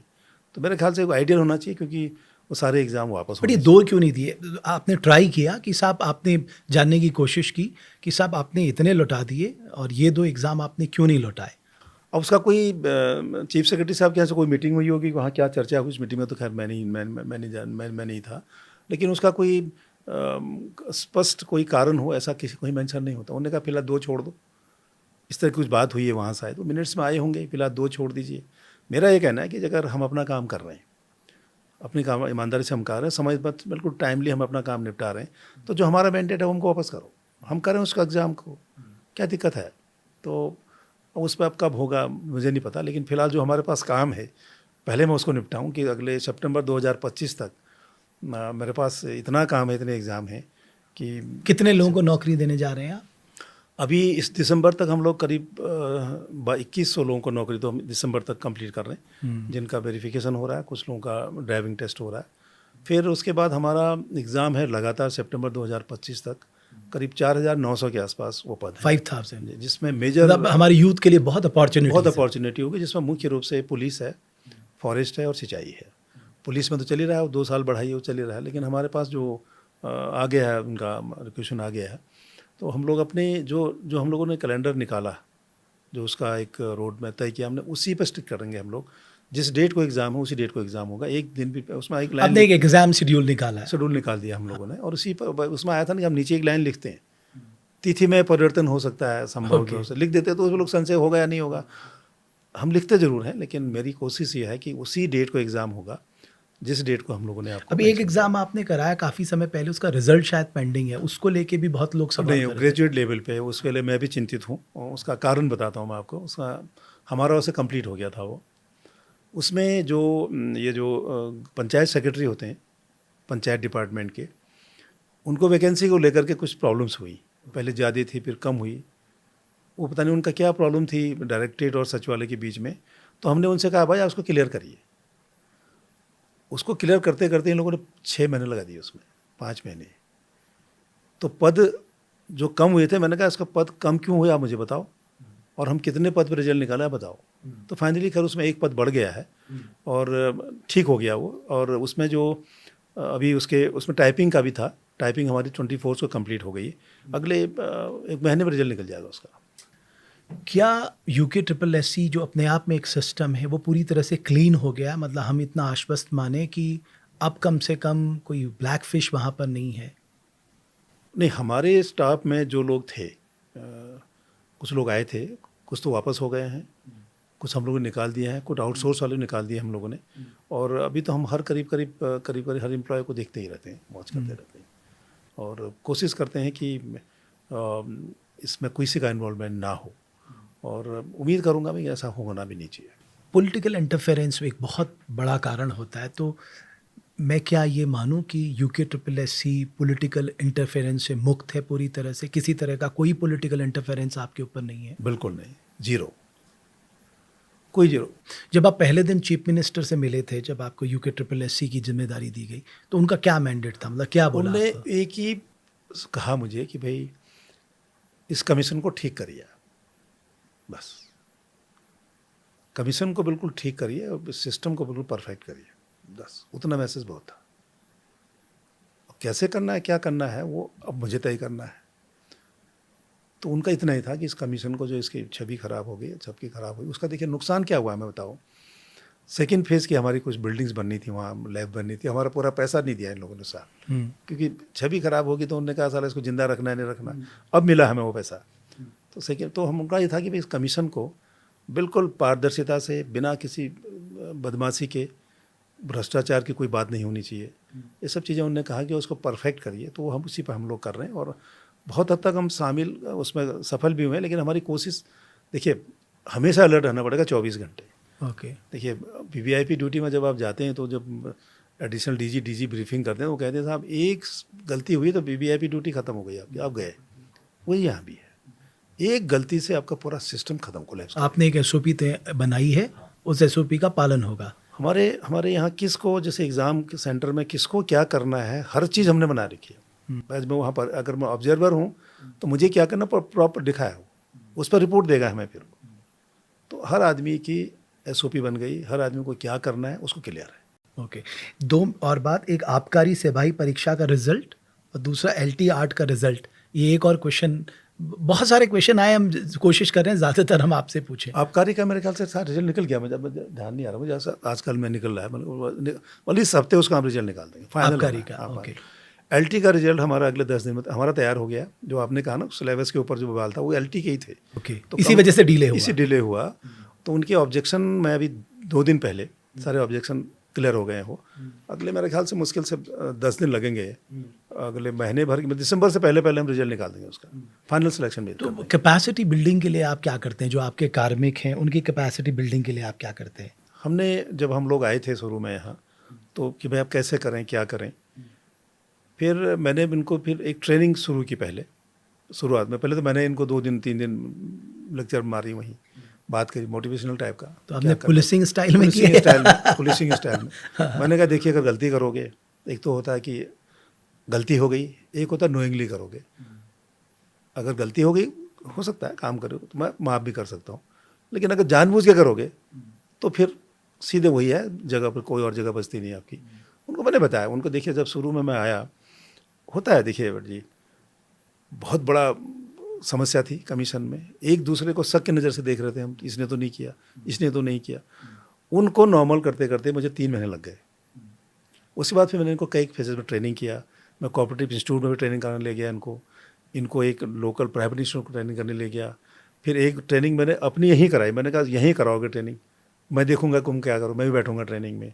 अभी फिर एक कोर्स करा रहे हैं हम लोग। ओके। तो लगातार इनको कैपेसिटी बिल्डिंग के लिए इनकी ट्रेनिंग इनको लगातार, और जो किताबें हैं पढ़ना है, रूल्स रेगुलेशन उसको अपडेट कर रहा हूँ, और धीरे धीरे बढ़ेगा, अच्छा होंगे। तो आपके पास पर्याप्त कार्मिक हैं? जो फाइनेंशियल सपोर्ट होना चाहिए पर्याप्त है आपके पास? जो मैंडेट आपको मिला, जैसे 2025 तक आपने कहा कि नियर अबाउट 5000 लोगों को आप रिक्रूट करने जा रहे हैं। हमने थोड़ा सा स्टाफ बढ़ाने का एक किया था, 2019 में किया था, तभी फाइल चलाई होगी, और उसमें भी धीरे धीरे करते फिर हमारा जब मैं आया तभी मीटिंग हुई, और फाइनली करीब 19 दोबारा बताइए, 2019 में कभी भेजा आपने कार्मिकों को बढ़ाने की फाइल चलाई, वो चली होगी, और हम 2024 के सितंबर लास्ट में बात कर रहे हैं। बीच में भी हुआ था, उसमें कुछ कार्रवाई हुई, लेकिन फाइनल एक कंक्लूजन पर नहीं पहुंचा हूँ। अभी एक लास्ट फिर हुआ है, मेरे ख्याल से करीब 16-17 पद एक्स्ट्रा हमको दे रहे हैं वो लोग। और मैंने अभी सीएम साहब से बात भी किया था, मैंने कहा सर इसका आप जियो करा दो, इसका कैबिनेट लेकर के पद सैंक्शन करा दो। उसमें देखिए 2 चीज़ों के ऊपर हम तो क्या फाइल पास करने की कोई पंचवर्षीय योजना है क्या? नहीं, ऐसा नहीं होना चाहिए। अब तो ये फाइल है, पता लगता है कहाँ रखी है आपने। बिकॉज ऑलमोस्ट 5 years तो हो ही गए ना, 2019 2024 लास्ट में। पुराने को छोड़िए, 2022 के बाद बेसिकली हमारी 2 प्रॉब्लम है। आजकल हर चीज़ कंप्यूटराइज है, फॉर्म भरने से लेकर के रिजल्ट से लेकर के हर चीज़। मेरे पास कोई IT का आदमी नहीं था, अब सैंक्शन उन्होंने कर दिया है, मतलब अब जियो होगा तब, लेकिन फिलहाल आउटसोर्स से रखते हैं। लीगल देखिए, अब आप एवरेज 2 से 3 मुकदमे का हाई कोर्ट का हमारा एवरेज था पहले। ओके। और जब मैं आया तो 500 केस थे हमारे पास, UKSSC के 500 केसेस थे। जो उसको डील कर रहा था वो PWD का OS टाइप का था, ऑफिस स्टूडेंट होते हैं ना, कभी रिटायर हो गए थे, जिन्होंने कभी लीगल चीज़ देखी नहीं, वो उसको ऐड करता था। अरे खैर उनको तुम जाओ, नहीं कर पाओगे। हम लोगों ने फिर तो उनको भी भर्ती गोलमोल तरीके से किया गया। वही सब आउटसोर्स पर रखते हैं ना हम लोग। अभी हम लोग का अभी आप देखिए, मुझे बड़ा अच्छा लगता है कि बट सर एक चेन ऑफ लॉयर्स रखी जाती है जो डिफेंड कर सके, आपकी हमने बातें रख सके। हाई कोर्ट में हमारी सरकारी एडवोकेट पर नहीं, हम अपना पैनल रखते हैं, और हमारे पास 138 मुकदमे रह गए केवल। ओके, 500 में से निपटा दिया इतने हम लोगों ने। और हमें इतना अच्छा ये बता कि हमें इंटरिम रिलीफ पिटिशनर को ना हो, इसका हम प्रयास करते हैं। जैसे कोई रिजल्ट निकाल लो, स्टे कर दें, हमको सुनते हैं, मतलब हमारी पक्ष को सुने, उसके बाद जो भी होगा। लेकिन हमारी मजबूत एडवोकेट का पैनल है हमारा। यहाँ भी हम लोगों ने एक SI, मुझे वर्तमान DG साहब ने पहले वाले अप्लाई किया था, मैंने पुलिस वाला दे दो हमें, तो अब वो फाइनल पहले 3 महीने के लिए दिया, अशोक कुमार साहब थे, तो मैंने कहा साहब 3 महीने के लिए क्या करूँगा, तो मुझे एक SI मिल गया है जो हमारे यहाँ आरओ की तरह काम करता है, तो इस मामले में मैं एक्सपर्ट रहता है क्योंकि पुलिस में तो रोज़ एफिडेविट लगाने पड़ते हैं कोर्ट में, तो उससे मुझे काफ़ी हेल्प हो गई। और एक मैंने रिटायर्ड जॉइंट सेक्रेटरी रखा है, लीगल लॉ का ही है, तो उससे लॉ से अभी इसमें पद सैंक्शन हो, जो नए वाले में जब जियो होगा तो उसमें हमारे लॉ अफसर एक आएगा। नहीं, ऐसा नहीं होना चाहिए ना कि बाकी डिपार्टमेंट की वैकेंसीज आप फुलफिल कर रहे हैं और जो दूसरों को रिक्रूट कर रहा है वो खुद रिक्रूटमेंट के इंतजार में बैठा है। बिकॉज इससे क्या है ना मार्तोलिया साहब, हमारे डिस्कशन से एक बात निकल के आई कि ब्यूरोक्रेसी इतनी लथार्जिक नहीं होनी चाहिए। मैं किसी को व्यक्तिगत तौर पे कमेंट नहीं कर रहा, बट उस स्टेट की हाल क्या होगा जहां पर 10-12 कर्मचारियों के लिए एक फाइल पिछले 5 साल से घूम रही है। मतलब जिसको कहते हैं एक दुख भरी स्थिति है। जो काम 10 दिन में हो जाना चाहिए, 20 दिन में हो जाना चाहिए, वो 5-5 साल ले रहा है। तो मुझे लगता है कि ये सबको सोचने की ज़रूरत है। अगर आपको अपने स्टेट को आगे ले जाना है, उसकी ग्रोथ को आगे ले जाना है, वहाँ खुशहाली लानी है, तो आपको फैसले करने होंगे। वो हाँ भी हो सकते हैं और ना में भी हो सकते हैं, बट आप अनिर्णय की स्थिति में नहीं हो सकते। निर्णय हो जाए वो बेटर है। अब देखिए कमीशन की बात में आप जैसे आपने कही, हमारे पास जो सैंक्शन पद थे हम उसी को भर्ती नहीं कर पाए। अब सोचिए, हमने भर्ती किया था। अब आप सोचिए, हाँ। जो सारे डिपार्टमेंट की वैकेंसीज फुलफिल कर रहा है, हाँ। उसकी अपनी वैकेंसीज वैकेंट पड़ी हुई है। तो अभी हम लोगों ने इस वाले में हम लोग कर रहे हैं। पिछले बार कभी भर्ती नहीं की हम लोगों ने, आरओ की भर्ती कभी नहीं की हम लोगों ने। क्यों नहीं की? हम दूसरे को आरओ भर रहे हैं, अपने आरओ क्यों नहीं कर रहे हैं? अभी हम लोग अपने जो हमारे पास 5 या 7 वैकेंसी मेरी अपनी भी थी, वो भी इसमें कर रहे हैं हम एक साथ। तो आज मतलब मैं जब आपसे बात कर रहा हूँ, आप इंश्योर कर सकते हैं उत्तराखंड के उन नौजवानों को कि आप ट्रस्ट करिए, आपकी मेहनत का फल आपको मिलेगा। अगर आप मेहनत करते हैं, वही केवल आपको आगे ले जा सकता है, और कोई रास्ता आपको नहीं चुनना है। जो अभी तक चल रहा था वो बीत गई बात। आज आपकी मेहनत और आप उसी से आगे बढ़ेंगे। बिल्कुल, मैं बार बार ही कहता हूँ, अपने पे विश्वास करिए ना। आप ये एग्ज़ाम पास नहीं, कोई बात नहीं, उससे सीखिए कि कहाँ में कमी रह गई, और अपने मेहनत पर अगर विश्वास करोगे तो आप बिल्कुल सफल हो जाओगे, कोई दिक्कत नहीं होगी। 1 साल हो सकता है लेट हो जाए, लेकिन शॉर्टकट जाने की कोशिश करोगे तो फंसोगे। देखिए, एक मजबूत एक नकल विरोधी कानून हमारे स्टेट में पहला स्टेट मैं ये पूछना चाहिए, उसका इम्पैक्ट है? एक्चुअली बहुत इम्पैक्ट है उसका। आज एक लड़का 4 जगह क्यों निकल रहा? एक बच्चा 4 जगह निकल रहा। हमने ऐसे भी देखे, एक बच्चा एक जगह 90 नंबर, दूसरा 35 नंबर आ रहा है। ये भी हम लोगों ने देखा है। तो वहाँ क्या होगा? तो वहाँ उस तरह के जब आते हैं तो फिर हम उसको शक के दर्ज देखें, इसको पूरा बैकग्राउंड देखो क्या है। और हाई स्कूल में 36% लेके पास हुआ, और या 90% लेके, तो फिर उसके हम लोग कई बार उसको वो मुन्ना भाई की कैटेगरी में आ जाता है। होता है। तो इसलिए अगर लड़के 3-4 जगह निकल रहे हैं तो जिसका बहुत बड़ा एक सपोर्ट आप कह सकते हैं। सपोर्ट देखिए, सिस्टम का सपोर्ट तो है ही है, एक कानून का सपोर्ट भी है।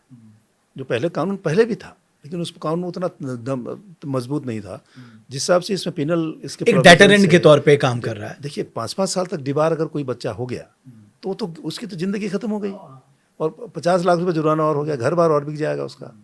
तो उसका एक मजबूत उसका इम्पैक्ट है, और इसीलिए बच्चों को मेहनत करके आगे बढ़ने की कोशिश होनी चाहिए।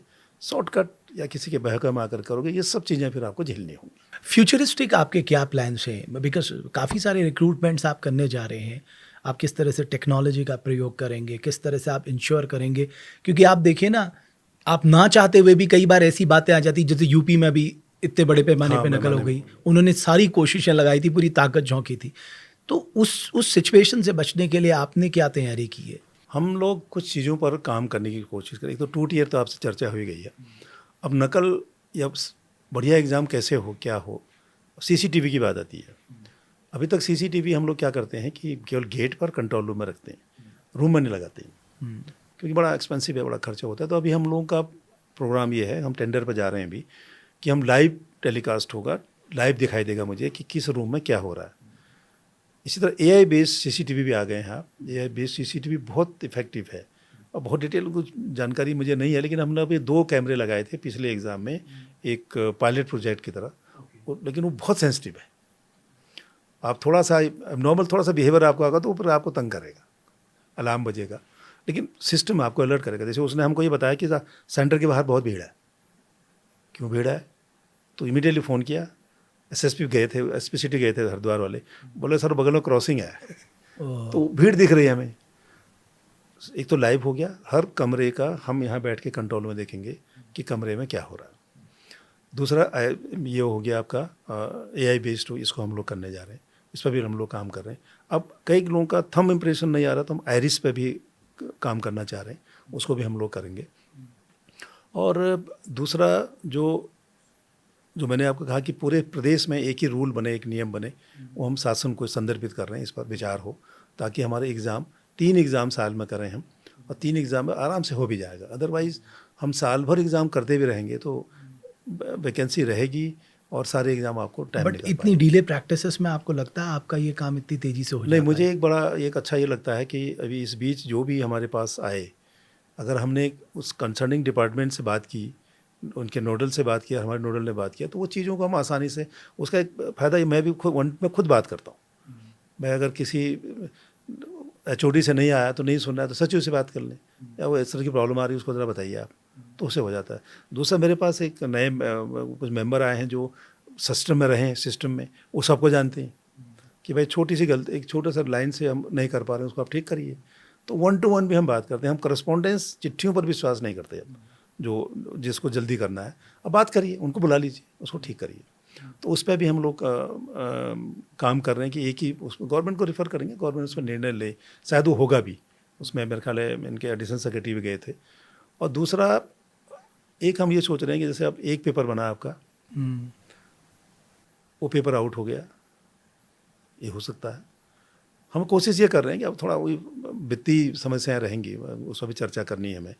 हम 3 पेपर बनाएंगे। ओके। 3 पेपर में कौन सा पेपर जाएगा एग्ज़ाम देने के लिए, वो डिसाइड बोर्ड करेगा रैंडमली। ठीक है, सुबह जैसे आज पेपर जाने हैं 8 बजे, 7:30 बजे बैठे, पकड़ी एक चिट, A सेट जाएगा, D जाएगा, वो डिसाइड होगा। तो ये भी नहीं कि अगर मेरा आदमी करना भी चाहे तो उसको नहीं पता कौन सा सेट जाएगा। अगर प्रिंटिंग प्रेस बनेगा उसको नहीं पता मेरा जाएगा नहीं जाएगा, तो उस पर हम लोग, उसका खर्चा क्या होगा, 3 टाइम्स बढ़ेगा, लेकिन सिक्योरिटी होगी कि उसको ट्रांसपेरेंसी तो आ जाएगी ना। हाँ। बहुत ज़्यादा होगी। उसका हम लोग एक कोशिश कर रहे हैं। दूसरा, हम लोग जब नॉर्मलाइजेशन करते हैं, मॉडरेशन करते हैं पेपरों का, हम 3 स्टेज पे जा रहे हैं। पहले एक वो होता था कि एक बना दिया वो चला गया, अब नहीं, first level, second level, third level पर उस पर, ताकि क्वेश्चन का स्टैंडर्ड सिलेबस सब जा कर के टैली हो, उसके हिसाब से उसको करने जा रहे हैं हम लोग। उस पर हम लोग काम करेंगे। एक और आपने देखा होगा कि अभी जो नीट के एग्ज़ाम जो बदमाशी हुई वो प्राइवेट कॉलेज से हुए, तो उसमें ये भी था कि वो कॉम्प्रोमाइज़ आते हैं। प्राइवेट इंस्टीट्यूट है, किसी का एडेड कॉलेज है या किसी आदमी का कॉलेज है। अभी हम ये कोशिश कर रहे हैं कि हम सरकारी स्कूल में जाएंगे उत्तराखंड में। High school, intermediate, degree college, कम हो गए तो एडेड कॉलेज, और बहुत ही होता प्राइवेट कॉलेज पे। उस पर हम काम कर रहे हैं कि हमारा सेंटर जो है वो सरकारी कॉलेज ही होगा, हम प्राइवेट पे नहीं करेंगे। प्राइवेट में कौन टीचर है क्या है हमको नहीं पता, कम से कम सरकारी जो है उसको तो पता है कि मेरे टीचर सरकारी हैं। उस पर हम काम कर रहे हैं कि हम सेंटर प्रेफर करेंगे सरकारी कॉलेज को, ये हम लोग उसमें कोशिश कर रहे हैं। और उसमें अभी बल्कि इलेक्शन से भी हम लोगों ने बात किया है। हर इलेक्शन जो डिपार्टमेंट है हमारा, उनके पास पूरे स्टेट का कॉलेज का लिस्ट होगी, हाँ, डेटा होता है, उससे हम ले रहे हैं, और उसको फिर उस पर हम लोग का अगले एग्जाम पर सर सेंटर भी, कई लोग ये भी कह रहे थे कि साहब ज़्यादातर सेंटर प्लेन एरिया में है, तो पहाड़ के व्यक्ति को बड़ा ट्रैवल करना पड़ता है, और कई बार रास्ते ख़राब होते हैं, कई बार लैंडस्लाइड हो जाता है, बहुत सारी दिक्कतें आती हैं। जब मान लीजिए अल्मोड़ा वाला है, उसको रानीखेत, द्वाराहाट, इतना सफ़र, तो क्यों नहीं हम पहाड़ में सेंटर बनाने पे ज़्यादा फोकस करते? पहाड़ में जैसे जब लड़के ज़्यादा होते हैं तो हम पहाड़ को पे जाते हैं। और कभी इस बीच में मैंने कहीं अभी जब बल निगम का जो फिजिकल हुआ था, मैंने पहाड़ पे कराया, सब प्लेन्स में नहीं कराया। अल्मोड़ा कराया, पौड़ी कराया, पहाड़ में ले गया उनको, पहाड़ में काम कर रहे हैं लोग। दूसरा, जो तहसील लेवल पर जाने में तब जा पाएंगे हम लोग तहसील लेवल जब हमारी स्टूडेंट की संख्या 2 लाख से ऊपर जाएगी, 2.5 लाख के आसपास। मैक्सिमम रजिस्ट्रेशन हमारा 2-2.25 लाख का अभी तक हुआ है स्टेट में। ओके। और एक इंटरेस्टिंग डाटा आ रहा है सामने, मैं उस पर भी रिसर्च कर रहा हूँ कि ऐसा क्यों हुआ। पहले रजिस्ट्रेशन होता था करीब 2,25,000 30,000 के आसपास एक एग्ज़ाम के लिए, जो बड़े एग्ज़ाम, विशेषकर जो ग्रेजुएट लेवल होता था और कनिष्ठ साइज जिसमें जनरल पेपर होते हैं, और एग्ज़ाम में बैठते थे 52% या 48 to 52%, ये आंकड़े थे। अब पहले पहले ओके। अब रजिस्ट्रेशन डाउन हो गया है, 1.5 लाख करोड़ लाख से ऊपर नहीं जा रहा है, 1.5 लाख तक। और अटेंडेंस हो जा रही है हमारी 62, 65, कुछ एग्जाम में 80 तक जा रही है। तो ये इतना क्यों हो रहा तो है? ये ट्रेंड क्या दिखाता अब है? मैं उस पर स्टडी कर रहा हूँ कि ऐसा हो क्यों रहा है। देखिए बच्चे तो हर साल बढ़ेंगे, वही मैं कह रहा हूँ ना, बढ़ना चाहिए। हाँ, बढ़ना चाहिए। परसेंटेज बढ़ना तो समझ में आता है, क्योंकि चलिए यूके ट्रिपल एससी पे एक विश्वास आ गया कि साहब फेयर मौका मिलेगा, चलिए कोशिश करते हैं। रजिस्ट्रेशन कम हो रहा बट है, रजिस्ट्रेशन का एक बड़ा इशू है। रजिस्ट्रेशन कम है, अटेंडेंस जो अपियर हो रहे हैं उसका वो बेटर है। ऐसा क्यों ट्रेंड आया, मैं देख उसको उस पर थोड़ा मैं रिसर्च कर रहा हूँ कि ऐसा क्यों हो रहा है। क्या बच्चे एग्जाम नहीं दे रहे? दोनों चीज़ें बट इंटरेस्टिंग है, क्यूरियोसिटी होनी चाहिए कि भाई ऐसा क्यों हुआ। कर रहे हैं, हम स्टडी कर रहे हैं। अभी आपने देखा होगा ना, आज न्यूज़ थी कि बेरोजगारी में हम लोग नेशनल एवरेज हमारा से ऊपर आ गए हम लोग। ये एक अच्छी खबर ये है। अच्छी खबर है। इसका मतलब काफ़ी लोग अपने सेल्फ हेल्प में निकल गए, अपने कारोबार कर रहे हैं। 15 साल से लेकर के मेरे ख्याल है 79 तक का कुछ आंकड़े आए हैं। ये बहुत अच्छी खबर हमारे लिए है। अगर लोग स्वरोजगार की तरफ जा रहे हैं तो इस पर भी यहाँ भी प्रेशर कम होगा। बट रिकॉर्ड भर्तियां हुई हैं, आप मानेंगे। रिकॉर्ड भर्ती हुई। हाँ, देखिए मैं बताऊँ, मैं तो कहूँगा कि गवर्नमेंट ने मुझे लगता है हिम्मत भी दिखाई है, बिकॉज जो हमारी फाइनेंशियल सिचुएशन है वो हमें अलाउ नहीं करती है कि हम इतने सारे रिक्रूट्स करें। बिकॉज आज ही अगर आप देखेंगे आपके बजट का एक बड़ा भाग जो है 45% के आसपास वो सैलरी, पेंशन और उसमें चला जा रहा है। तो ये बढ़ता ही जाएगा। तो ये भी एक तरह का रिस्क ही है, आपके रेवेन्यूज़ नहीं बढ़ रहे लेकिन आप फिर भी रिक्रूट कर रहे हैं, तो ये एक बहुत बड़ा रिस्क है। लेकिन हाँ, ये अच्छी बात है कि हमारे लोगों को नौकरियां मिल रही हैं। देखिए ठीक बात है, गवर्नमेंट के ऊपर तो दिक्कत है ही, जो आप कह रहे हैं उसके बिल्कुल है। लेकिन अब उसको लेकर के अब लड़के क्या करें, जो बेरोजगार हैं, जो पढ़ रहे हैं बेचारे, मेहनत कर रहे हैं। देखिए हमारे पहाड़ की एक मानसिकता है, हम लोग जो नौकरी चाहते हैं, ठीक हो ना। बहुत बड़ा परसेंटेज पहले हमारा फौज ले लेता था और पैरामिलिट्री लेता था।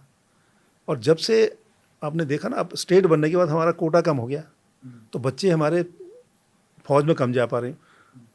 तो इसलिए प्रेशर तो होना ही होना है। इसलिए है, अच्छा है, कम से कम आप एक नहीं, साल में। ये तो अच्छी चीज़ है, ये तो पॉलिटिकल डिसीजन है कि भाई आने वाले समय में हम ना बहुत रेवेन्यू बड़ा बढ़ाएंगे decision लेकिन अपने बच्चों को नौकरियां दें। बहुत बड़ा डिसीजन है ये। और एक गवर्नमेंट का एक पॉजिटिव साइड देखिए कि आप बेरोजगारों के प्रति कितने संवेदनशील हैं। अब देखिए जहाँ जरूरत पड़ रही है आप उसका एज भी बढ़ा रहे हैं। जनरली आप किसी अर्थशास्त्री से पूछेंगे, वो आपको एडवाइस करेगा कि नहीं, बिल्कुल नहीं करना, आपका सैलरी का स्लैब बढ़ जाएगा, आपके ऊपर ज़्यादा दबाव आ जाएगा। अभी एक न्यूज़ था अमित नेगी जी जब जाने से पहले, कि उनने शायद ये सभी डिपार्टमेंट में लिखा कि साहब जो वैकेंसीज हैं बिना हमारे अप्रूवल के आप नहीं करेंगे। पहले क्या होता था कि जैसे मेरी वैकेंसी मैंने भेज दिया भर्ती, अब क्या होता है फाइनेंस का बिना फाइनेंस के अप्रूवल के अब वो नोटिफिकेशन पूरा जारी किया गया था। नेचुरली वो इसलिए था, 15 फाइनेंस कमीशन को भी ये कहा गया था कि साहब हम आगे अपना ये खर्चा कम करेंगे और हम अपना कैपिटल एक्सपेंडिचर बढ़ाएंगे ताकि हम अपनी एसेट जनरेट करें। बट वो पॉलिटिकल डिसीजन है साहब, कोई भी सरकार ले सकती है कि हमें अपने युवाओं को नौकरियां देनी है। नहीं, अब देखिए ना, जैसे आउटसोर्स कर रहे हैं हम लोग। आउटसोर्स में अब देखिए खबर छपती रहती है साहब, पीआरडी जवानों ने आंदोलन किया, हमको नौकरी नहीं मिल रही है। कहीं पेपर कल परसों न्यूज़ में था, कहीं था कि हमको नौकरी दीजिए, अब हमको काम नहीं मिल रहा, रजिस्टर्ड पीआरडी हैं हम लोग। तो जो आउटसोर्स से पीआरडी आ रहे हैं वो कहाँ जा रहे हैं? आउटसोर्स से हमारा अच्छा खासा नंबर है, टोटल जो हमारी स्टेट की स्ट्रेंथ उसके आधे से ज़्यादा होंगी जो आउटसोर्स से हैं। बट सर, ये आउटसोर्स भी आने वाले समय में बड़ा चैलेंज होंगे, क्योंकि जब कभी ये आएगा कि समान काम के लिए समान पे देनी चाहिए, देन सुप्रीम कोर्ट में है। हाँ, वही मैं कह रहा हूँ, तब सरकार के सामने एक बड़ा चैलेंज होगा। इतनी बड़ी आउटसोर्स जो आपने पूरी संख्या बल रखी है, उसको आप कैसे पे करेंगे? इतने फाइनेंसेस आपके पास है नहीं। सुप्रीम कोर्ट में चल रहा है फॉरेस्ट का, हाँ, ये चल रहा है प्रकरण। अभी कहीं समान काम समान वेतन कर दें तो फिर भर्तियां तो बंद ही करनी पड़ेगी ना आपको। बिल्कुल। तो वो चीज़ें मतलब बड़ा उस पर डिसीजन लेना इतना आसान थोड़ी है। तो मारुतोलिया साहब, आखिर में मैं आपका ये पुलिस वाला रॉब काम आया, यूके ट्रिपल एससी में पुलिसिंग का अनुभव आपका काम आया? देखिए पुलिस में उसका मेरे को काफ़ी फायदे इसलिए हुए कि अगर मैं पुलिस से कोई हेल्प मांगता हूँ, नहीं, आपको चयन भी इसीलिए किया गया होगा कि पुलिसकर्मी है और मुझे जनपद लेवल पर अगर मदद चाहिए, या मुझे इंटेलिजेंस लेवल पर चाहिए, या मुझे विजिलेंस लेवल पर चाहिए, या डायरेक्टर जनरल से लेवल पर चाहिए, तो मेरे लिए वो आसान है। एक्सेस है ना। तो मैंने पहले ही मीटिंग अशोक कुमार जी की, मैंने कहा सर मैं तो एग्ज़ाम कराऊंगा लेकिन आपको ओन करना होगा, आपको जिम्मेदारी लेनी होगी। जो आउटसोर्स में बंद कर रहा हूँ आपको करेंगे उसको। मैं किसी की तलाशी, मेरा एक बाजार का आदमी क्यों करेगा भाई, आप पुलिस वाला करे। यार उन्होंने ऑर्डर कर दिया, प्रॉपर ऑर्डर पे। उसका फ़ायदा मुझे शासन से भी हुआ कि आप जाके अपनी बात करो, चीफ सेक्रेटरी से बात करो, चीज़ें करो। इसमें एक बहुत अच्छी चिट्ठी ओम प्रकाश साहब ने 2020 में लिखी है, हमारे कमीशन ने बनाया वो ड्राफ्ट। उसको अगर आप पूरा पढ़ेंगे तो आज ही चीज़ आपकी सारी चीज़ें आसान हो जाएंगी। वहाँ उन्होंने यहाँ तक लिखा है कि अगर आपको आदमी चाहिए, होमगार्ड और पीआरडी का प्रशिक्षण कराएंगे आप 2 महीना पहले, कैसे एग्ज़ाम ड्यूटी होगी, यहाँ तक गए हैं वो। अब उसको हम पूरा इम्प्लीमेंट करें तो हर आदमी बिल्कुल मोटिवेटेड रहेगा, हर आदमी पूरा चार्ज रहेगा, उसको पता लगेगा मुझे क्या करना है। और दूसरा, मैं बार बार यही कहता हूँ सभी लोगों को, मेरा ये है कि जब पहला एग्ज़ाम मैंने कराया था बवाल के बाद, छोटा एग्ज़ाम कराया था सचिवालय सुरक्षा का, 5-6 हज़ार बच्चे थे, लेकिन मैं जहाँ जहाँ सेंटर था खुद गया 3 दिन पहले, जिलाधिकारी, एसएसपी, एसपी और सीईओ से और ट्रेजरी ऑफिसर से 1-to-1 मीटिंग की मैंने कहा पार्टनर बिल्कुल इलेक्शन मोड पे चले जाओ आप, छोटा एग्ज़ाम बड़ा एग्ज़ाम मत करिए। इलेक्शन में जैसे करते हैं, ढाबे की चेकिंग करो ये 2 दिन पहले, बॉर्डर पे चेकिंग करो, बार की चेकिंग करो। अचानक किसी आउटस्कर्ट्स के रिसोर्ट भीड़ तो नहीं इकट्ठी हो गई, वो जो सॉल्वर गैंग चलते हैं, ऐसा तो नहीं हो गया। तो उनको मैं सेंसिटाइज करता रहता हूँ। आज भी जो पेपर आता, सब जगह नहीं जाता हूँ मैं, लेकिन फ़ोन जरूर करता हूँ कि ये एग्ज़ाम है, ये आपको करना है। एक डिटेल इंस्ट्रक्शन मैंने अभी 2-3 दिन पहले भेजे हैं। पिछले 5-6 एग्ज़ाम में जहाँ कमियाँ दिखाई दी मुझे, डिस्ट्रिक्ट लेवल पर, सेक्टर मजिस्ट्रेट लेवल पर, या जो भी वहाँ ड्यूटी पर लगते हैं, उसका एक बहुत ऑब्जर्वेशन बना के मैंने सबको चिट्ठी लिखी कि भाई बहुत अच्छा आपने किया, इतने एग्ज़ाम हुए, लेकिन ये कमियाँ थी, इसको आप अगले एग्ज़ाम में इसके दुरुस्त करिए। तो मैंने डिटेल भेजा है। ओके, एक लास्ट सवाल और आ गया है, पुलिस कांस्टेबल भर्ती विज्ञप्ति कब आएगी? ये तो नॉन स्टॉप चलेगा, बिकॉज आपसे बहुत सारे लोग बहुत कुछ पुलिस विज्ञप्ति का इसमें डेट होगा, देखिए डेट फिक्स है उसमें जो मैंने दिया है। अच्छा, जो आपने शेड्यूल जारी किया उसमें होना है, तो उससे 3 महीने पहले विज्ञप्ति आएगी। ओके, 3 मंथ का टाइम, लगभग 3 महीना चाहिए हमें।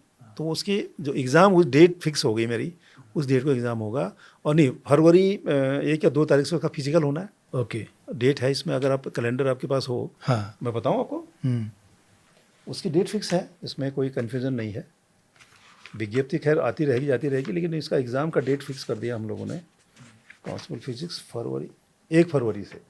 ओके, पहले जनवरी सोच रहे थे हम, जनवरी में थोड़ा सा तराई पे दिक्कत हो जाती है, फॉग वॉग हो जाता है। पिछले बार जब इनका SI फॉरेस्टर का हुआ था, बड़ा खर्चा हुआ हमारा कि साहब हमें अलाव की व्यवस्था करिए, कोल्ड वेव चल रही है, अच्छा, लकड़ी दिलानी पड़ी है। हाँ, तो मौसम का भी ध्यान रखना होता होगा। 1 फरवरी से इनका फिजिकल है, और जो डेट है इनका रिटर्न उस हिसाब से होगा।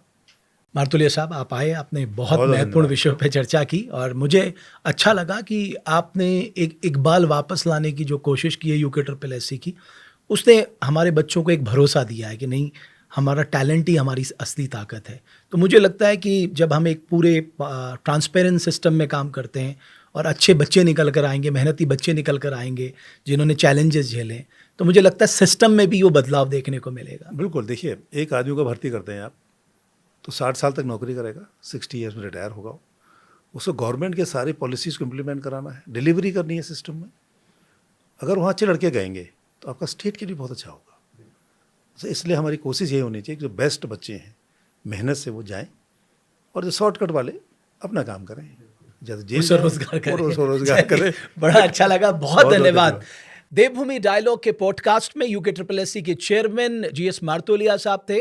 उन्होंने UKSSC में रिफॉर्म को लेके बात की, उनकी फ्यूचरिस्टिक अप्रोच क्या है उसको लेके बात की, साथ ही साथ जो कई सारे जो छात्र तैयारियां कर रहे हैं अपनी परीक्षाओं की, उनके जो सवालात थे, हमने वो सारे सवाल उनसे पूछे। अच्छी बात यह है कि आपके लिए जो सबसे बड़ा भरोसा है वो ये है, अगर आप मेहनती हैं तो आपको सफलता ज़रूर मिलेगी, क्योंकि ये सिस्टम पारदर्शी तरीके से आपके हित में काम कर रहा है। बहुत बहुत धन्यवाद हमारे इस खास पॉडकास्ट को देखने के लिए।